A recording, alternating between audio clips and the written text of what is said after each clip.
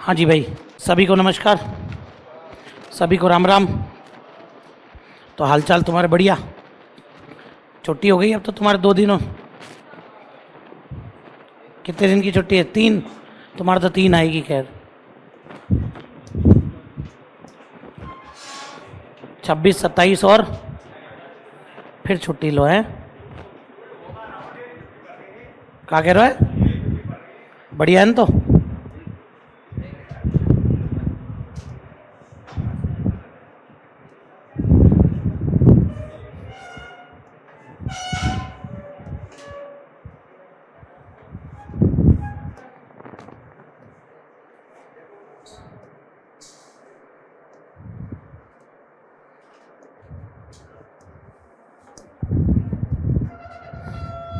हाँ जी भाई, चलिए तो अपन आगे बढ़ते हैं। अपन ने पढ़ लिए थे भाई, हिंदू धर्म के जो त्यौहार है वो अपन ने पढ़ लिए थे। अब बाकी धर्मों के अपन पढ़ेंगे, लेकिन पहले अपन जो मेन चैप्टर है पहले वो अपन खत्म करेंगे भैया, क्योंकि अपने 95% आपके हिंदू धर्म के त्यौहार ही पेपर में पूछता है, तो ये ध्यान रख लेना। अब अपन आगे बढ़ते हैं, तो आप लोग हेडिंग लगा दीजिए आप, राजस्थान संत एवं संप्रदाय।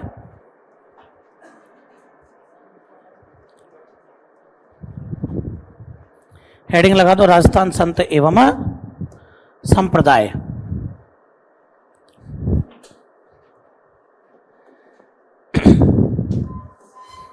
राजस्थान संत एवं संप्रदाय।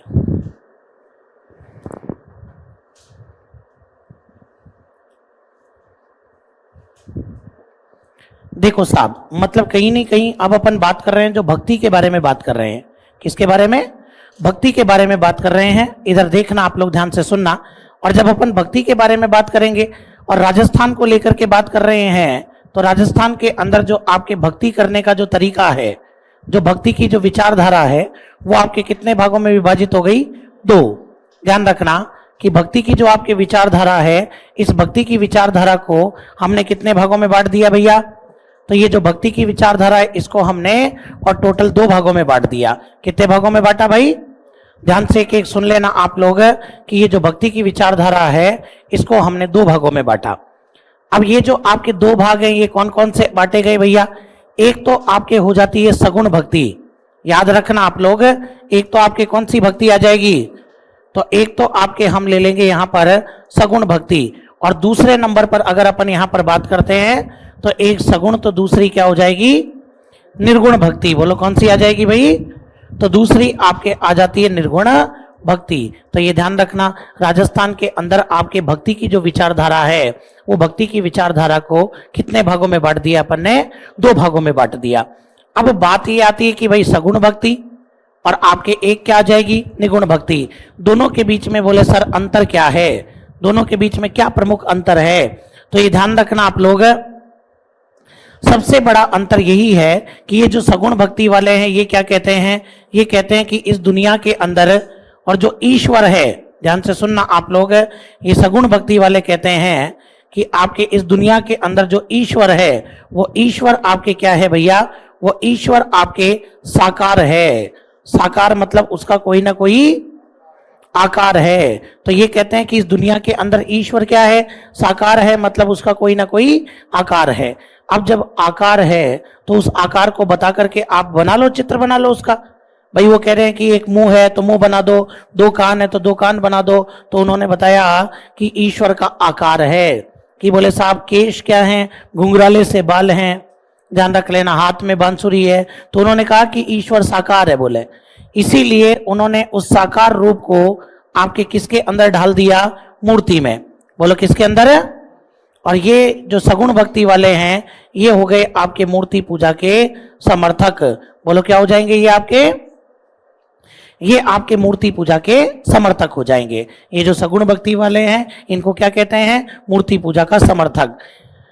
ये निगुण वाले क्या कहते हैं कि बोले साहब बात ऐसी है कि इस दुनिया के अंदर ईश्वर का कोई आकार नहीं है। ईश्वर क्या है? आपके निराकार है। ईश्वर क्या है? आपके निराकार है। और इनसे पूछा गया कि अगर ईश्वर निराकार है तो फिर मूर्ति? बोले हम तो मानते ही नहीं है। तो ये आपके मूर्ति पूजा के क्या हैं? विरोधी। तो आपके सगुण वाले तो मूर्ति पूजा के समर्थक हैं और ये आपके क्या हो जाएंगे, मूर्ति पूजा के विरोधी हो जाएंगे। आई बात समझ में, ये चीज आप लोग ध्यान रख लेना भैया। फिर इसके बाद में अब अपने को ये पता होना चाहिए कि कौन तो आपके सगुण में आ रहा है और कौन आपके निगुण में आ रहा है, ध्यान रख लेना, ये भी अपने को पता होना चाहिए। अगर मैं सगुण की अंदर बात करता हूं कि सगुण में कौन कौन आ रहा है, तो नंबर 1 भगवान विष्णु की पूजा करने वाले, जिनको अपन वैष्णव कहते हैं, वो वैष्णव आपके इधर आ जाएंगे, तो ये वैष्णव संप्रदाय। नंबर 2 पर अगर अपन बात करते हैं तो नंबर 2 पर आपके आ जाता है भगवान शिव की पूजा करने वाले, शैव संप्रदाय। बोलो क्या आ जाएगा आपके, शैव संप्रदाय। शैव संप्रदाय का बदला हुआ रूप आपके हो जाता है नाथ संप्रदाय। बोलो कौन सा आ जाएगा, ये शैव संप्रदाय का ही आपके बदला हुआ रूप है, तो ये ध्यान रखना आप लोग। नाथ संप्रदाय ये भी भगवान शिव की पूजा करता है। और नंबर 4 पर हमारे जो लोक देवियां हैं, वो लोक देवियां आपके यहां पर आ जाएंगी। लोक देवी को बोलते हैं शक्ति देवी को क्या बोलते हैं, और शक्ति से जो संप्रदाय बना है वो है आपके शाक्त संप्रदाय। बोलो कौन सा, तो ये चारों के चारों आपके किसके अंदर आ जाएंगे भाई, ये चारों के चारों आपके ध्यान रख लेना और आपके सगुण में आ जाएंगे। अब देखो आप लोग, अपने को ये भी पता होना चाहिए कि वैष्णव के अंदर कौन कौन शामिल है। तो देखो आप लोग, वैष्णव के अंदर जैसे अपने यहां पर राजस्थान में एक तो नाम आता है रामानंदी। कौन सा संप्रदाय, तो एक तो आपके रामानंदी संप्रदाय का नाम आ जाएगा। रामानंदी संप्रदाय के बाद में एक नाम आता है आपके वल्लभ संप्रदाय। बोलो कौन सा आ जाएगा, तो वल्लभ संप्रदाय भी आपके भगवान ये कृष्ण की पूजा करता है। ऐसे ही ध्यान रख लेना, एक आपके आ जाता है निम्बार्क संप्रदाय। कौन सा संप्रदाय, निम्बार्क संप्रदाय, ये ध्यान रख लेना आप लोग। और निम्बार्क के अलावा एक नाम आपके आ जाता है, वो है आपके गौड़ीय संप्रदाय। कौन सा संप्रदाय, गौड़ीय संप्रदाय। तो ऐसे करके ये चारों के चारों आपके किस में आ जाएंगे, वैष्णव में पढ़ने पड़ेंगे। हम रामानंदी भी पढ़ेंगे, वल्लभ भी पढ़ेंगे, निम्बार्क भी पढ़ेंगे। और ये सब आपके राम और कृष्ण की पूजा करने वाले हैं। और राम और कृष्ण किसके अवतार हैं, विष्णु के, और विष्णु के अवतार हैं, तो बताओ किस में जाएंगे, वैष्णव में। शैव संप्रदाय में आपके 2 आते हैं, एक का नाम तो आपके पाशुपत। कौन सा संप्रदाय आ जाएगा, पाशुपत। और पाशुपत के अलावा एक कापालिक, पाशुपत एवं कापालिक संप्रदाय। तो ये दोनों आपके किस में आ जाएंगे, ये शैव में। तो शैव संप्रदाय अपने राजस्थान में कितने भागों में बटा हुआ है, 2। एक तो कौन सा, पाशुपत, और एक कौन सा, कापालिक। अभी पढ़ेंगे इनके बारे में। नाथ संप्रदाय में भी 2 होते हैं, एक तो वैराग पंथ और एक माननाथी पंथ। वैराग और माननाथी पंथ।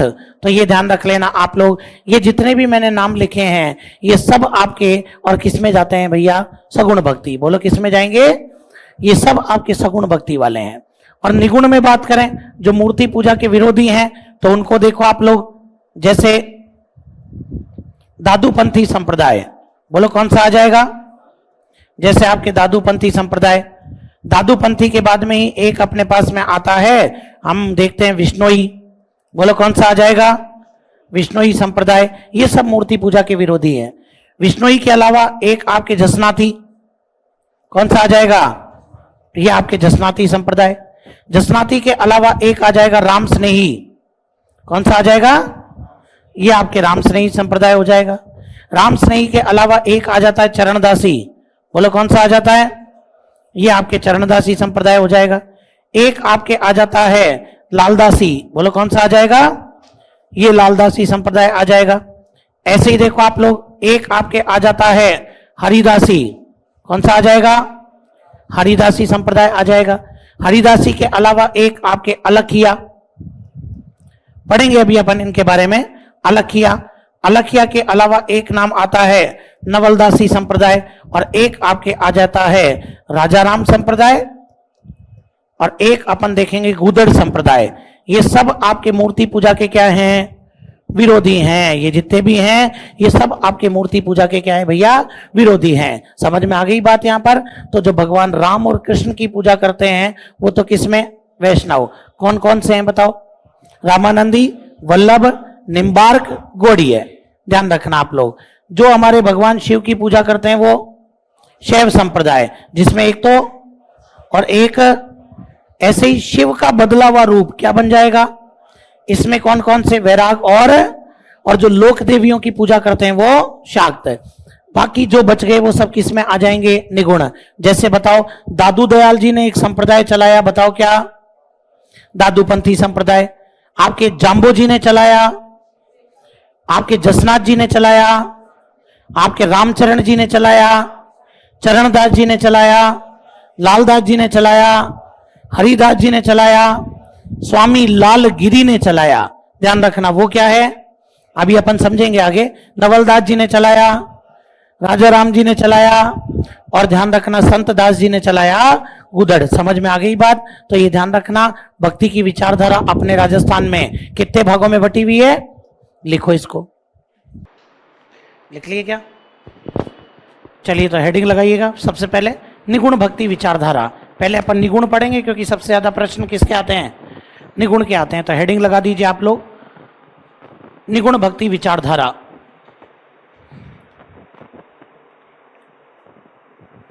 निगुण भक्ति विचारधारा।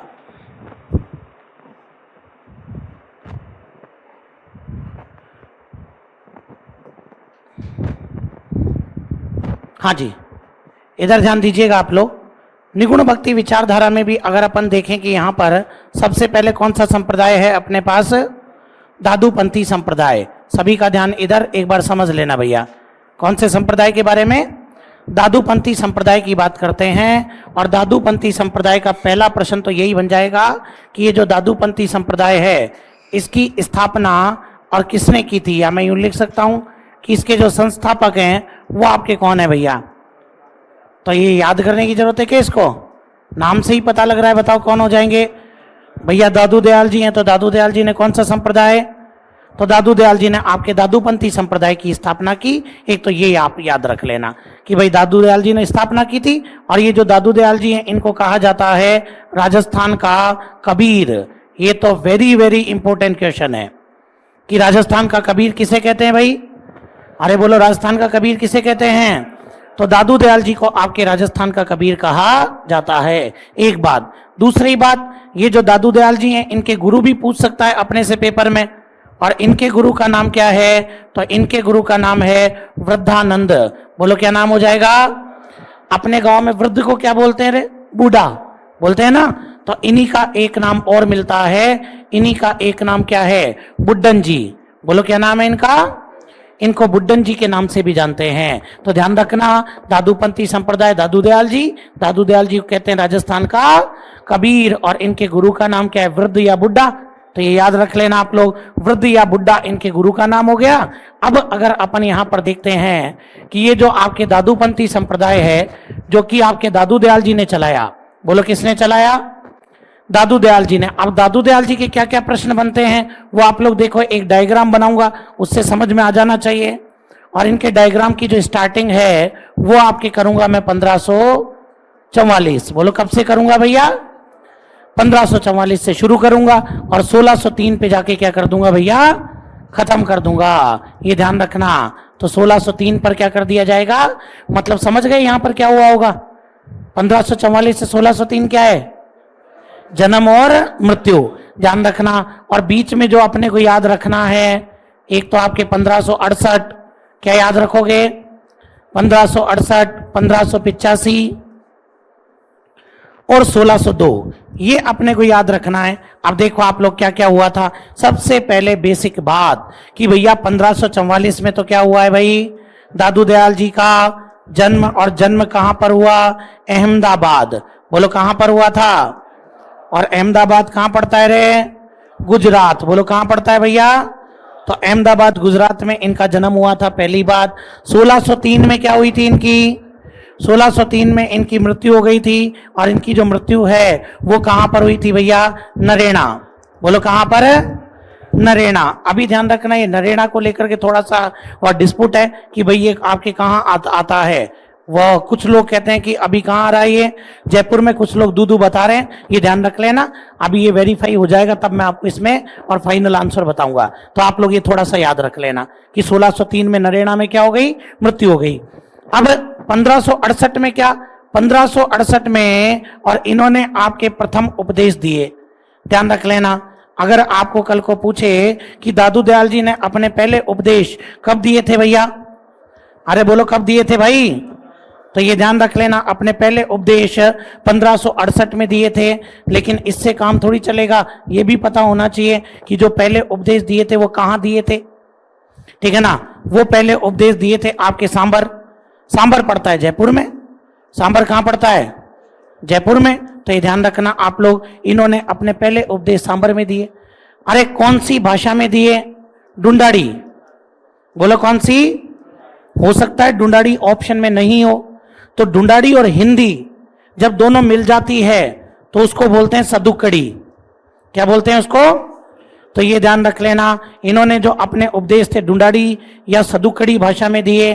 तो बताओ दादू दयाल जी ने अपने पहले उपदेश कब दिए थे भैया, 1568, कहाँ दिए थे, सांबर, और कौन सी भाषा में, डुंडाड़ी के अंदर दिए थे। समझ गए क्या, 1585 वेरी वेरी इंपॉर्टेंट, और वेरी वेरी इंपॉर्टेंट क्यों भैया, क्योंकि 1585 में दादू दयाल जी की किससे मुलाकात हुई थी, अरे बोलो किससे, तो ये तो जरूरी याद रख लेना। मतलब दादू दयाल जी किस मुगल बादशाह के समकालीन है, अरे बोलो किसके समकालीन है, और अकबर और दादू दयाल जी की मुलाकात कब हुई थी भैया, बोलो कब हुई थी। और ध्यान रख लेना ये मुलाकात कहां पर हुई थी, फतेहपुर सीकरी, फतेहपुर सीकर नहीं, फतेहपुर सीकरी। और ये फतेहपुर सीकरी कहां पड़ता है, यूपी में पड़ता है। तो ये मुलाकात फतेहपुर सीकरी में हुई थी। इन दोनों को आपस में मिलाने वाला कौन था, मतलब इनके बीच में मध्यस्थ कौन था, तो इनको आपस में मिलाने वाला आमेर का राजा था भगवंत दास। बोलो क्या नाम हो जाएगा, इनको आपस में मिलाने वाला था कौन, भगवंत दास। और ये भगवंत दास आपके कहां के राजा थे, आमेर के राजा थे। समझ में आ गई बात। फिर देखो 1602 में क्या किया, अरे 1602 में इन्होंने आपके, ये ध्यान रखना कि दादूपंथी संप्रदाय की जो आपके प्रमुख पीठ है, दादूपंथी संप्रदाय की प्रमुख पीठ, और ये प्रमुख पीठ आपके कहां पर है भैया, नरेना। बोलो कहां पर है, और दादूपंथी संप्रदाय की प्रमुख पीठ नरेना की स्थापना की।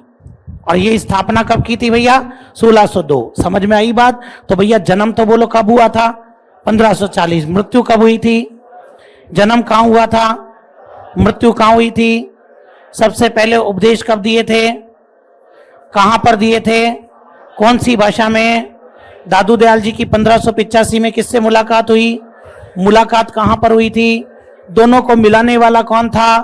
और 1602 के अंदर इन्होंने प्रमुख पीठ जिसका नाम क्या है, नरेना की स्थापना कर दी। और इनकी मृत्यु भी कहां पर हुई थी, आपके नरेना के अंदर ही इनकी फाइनली क्या हो गई भाई, नरेना के अंदर ही इनकी फाइनली मृत्यु हो जाती है। और आप एक चीज ध्यान रख लेना, नरेना में जब मृत्यु हुई थी तो ये ध्यान रखना आप लोग कि दादू दयाल जी जो हैं, इन दादू दयाल जी के मृत शरीर को, दादू दयाल जी के मृत शरीर को, इनका जो डेड बॉडी थी, इनकी डेड बॉडी को, और नरेना के पास में ही आपके एक पहाड़ी पड़ती है रे बैराना। बोलो कौन सी पहाड़ी, नरेना के पास में एक पहाड़ी पड़ती है जिसका नाम क्या है। तो दादू दयाल जी के मृत शरीर को बैराना की पहाड़ी में छोड़ दिया गया था। कहां पर छोड़ दिया गया भैया, बैराना की पहाड़ी में छोड़ दिया गया। और ये ध्यान रखना आज इसी बैराना की पहाड़ी में आपके क्या बनी हुई है, दादू खोल। क्या है भैया, अरे दादू खोल का मतलब होता है दादू दयाल जी की क्या, गुफा। बोलो दादू दयाल जी की क्या बनी हुई है, क्योंकि दादूपंथी संप्रदाय मृत शरीर को जलाता नहीं है, मृत शरीर को दफनाता फिर क्या करता है, जंगल और पहाड़ियों में पशु पक्षियों के खाने के लिए छोड़ देता है। ये कहते हैं कि मरने के बाद भी ये व्यक्ति का शरीर किसी के काम आना चाहिए, तो ये जंगल और पहाड़ियों में छोड़ देता है। आई बात समझ में।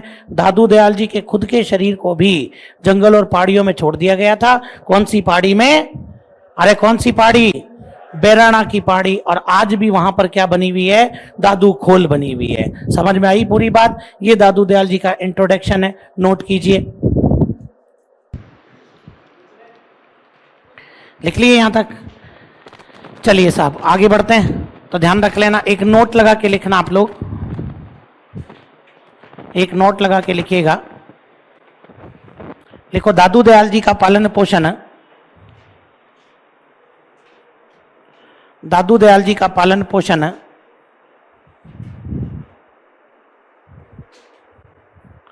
लोदीराम ब्राह्मण के परिवार में हुआ।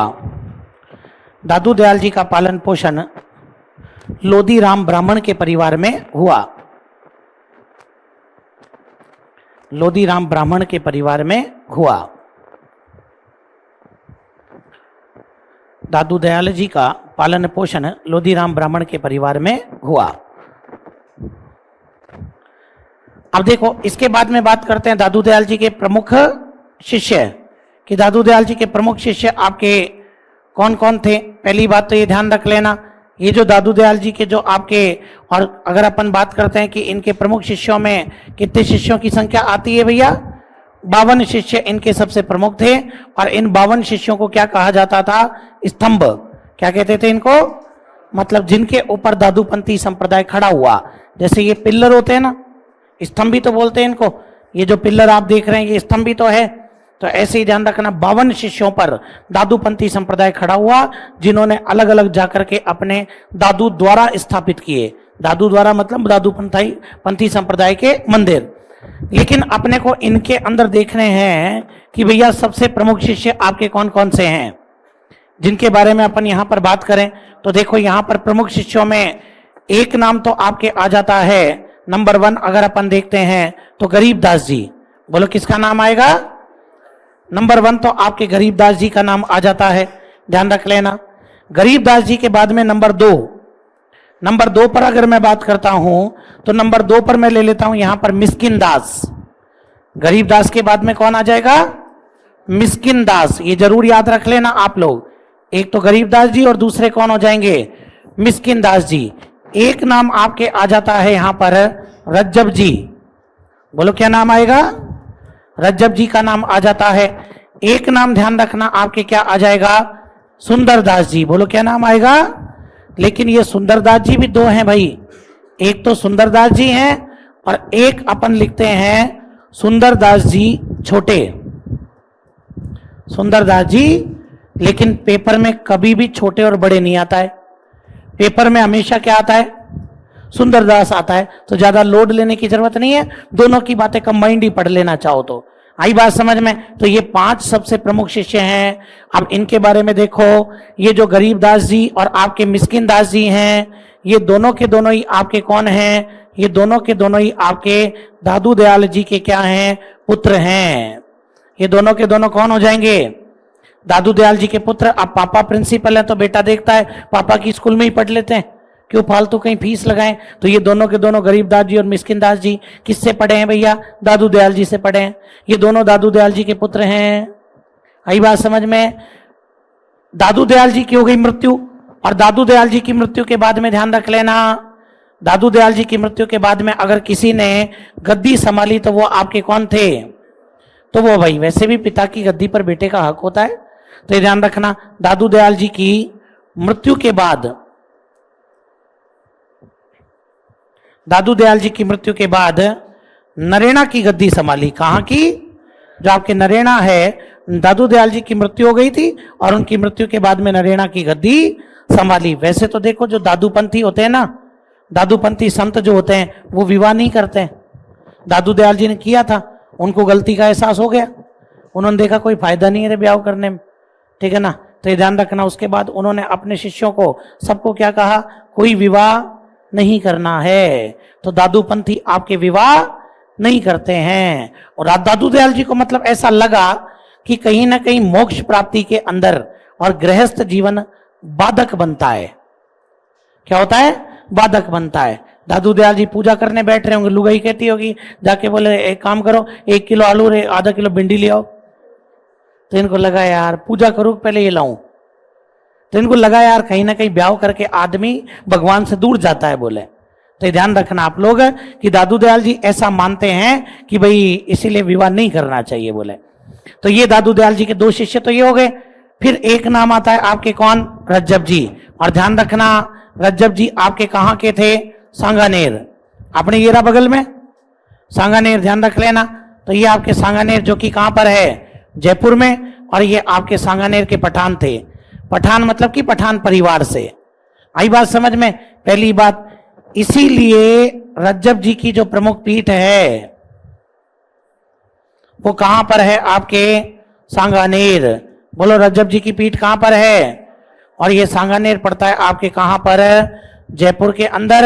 और ये जो रज्जब जी हैं इन्होंने आपके कुछ किताबें लिखी थी रे, और इन्होंने जो किताबें लिखी उसके अंदर एक नाम तो आपके आ जाता है, ध्यान रखना, रज्जब वाणी। अब ये तो क्यों पूछेगा पेपर में, रज्जब जी की पुस्तक का नाम बताइए, ऑप्शन ए रज्जब वाणी, क्यों देगा वो, दुनिया ही बता देगी। एक तो रज्जब वाणी, एक ध्यान रखना इनकी पुस्तक का नाम है सर्वंगी। बोलो क्या नाम आ जाएगा, ये थोड़ा सा याद रखना। तो ये सर्वंगी इंपोर्टेंट है, और भी है अंगबधू वगैरह, नहीं पूछेगा अपने से, जो पूछे उतना ही याद रखो। आई बात समझ में? तो ये सर्वंगी हो जाएगा। ये जो सुंदरदास जी हैं, इन सुंदरदास जी के बारे में कहा जाता है कि ये जो सुंदरदास जी हैं इन्होंने आपके एक शाखा की स्थापना की थी, दादूपंथी संप्रदाय की एक शाखा है नागा।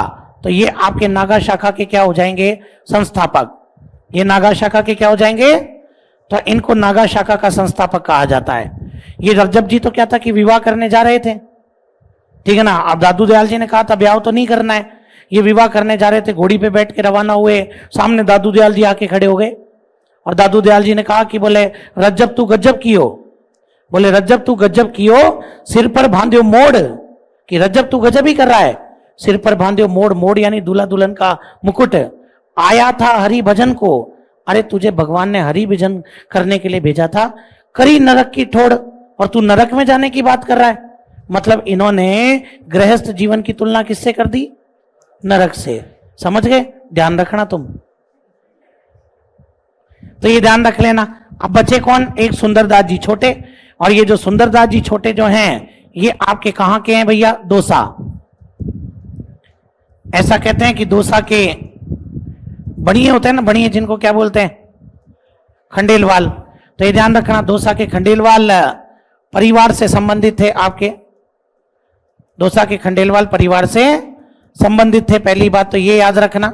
दूसरी बात इनके बारे में कि ये जो सुंदरदास जी छोटे हैं इनकी प्रमुख पीठ कहां पर है, ये दौसा के अंदर ही है रे, और दौसा में कहां पर, गेटोलाव। बोलो कहां पर है भैया, और ये गेटोलाव आपके पड़ता है भाई दौसा के अंदर। तो इनकी पीठ आपके गेटोलाव दौसा में है, ध्यान रख लेना। कौन है दौसा का, है ना, देखा है, गए हो तुम गेटोलाव, तो ये ध्यान रखना इनकी पीठ आपके गेटोलाव दौसा के अंदर है, ये भी याद रखना। ये जो सुंदरदास जी हैं इनकी जो मृत्यु हुई थी, इनकी मृत्यु हुई थी, ये ध्यान रख लेना आप लोग, और सांगानेर, इनकी मृत्यु कहां पर हुई थी। और इन सुंदरदास जी को क्या कहा जाता है, इनको कहते हैं दूसरा शंकराचार्य। क्या कहते हैं इनको, इनको दूसरा शंकराचार्य भी कहा जाता है। तो ये ध्यान रख लेना, इनका नाम क्या हो जाएगा, दूसरा शंकराचार्य इनको कहते हैं भैया। समझ गए बात को, ये जरूर याद रख लेना।